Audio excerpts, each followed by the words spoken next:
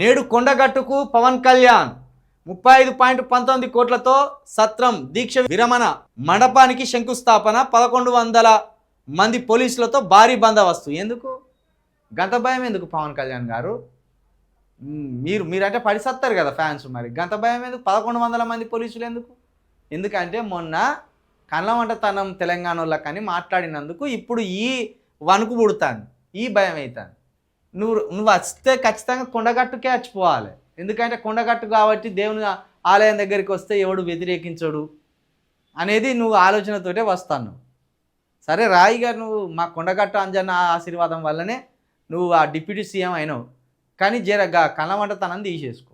కళ్ళవంటతనం తీసేసుకొని తెలంగాణ ప్రజలు ఎంత మంచోళ్ళో గమనించు.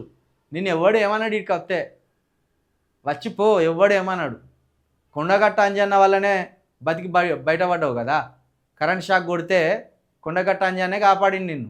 మరి గాదాన్ని ఉండాలి కదా. ఇష్టం ఉన్నట్టు మాట్లాడుతావు, మళ్ళీ 1100 మంది పోలీసులను పెట్టుకున్నావు. ఎందుకయ్యా నువ్వు చచ్చిపోడు? మళ్ళీ ఏమైనా చిచ్చు పెట్టిపోదామని వస్తానా ఏంది? కొంచెం గమనించు, పవన్ కళ్యాణ్ వచ్చిపోతాడట మరి.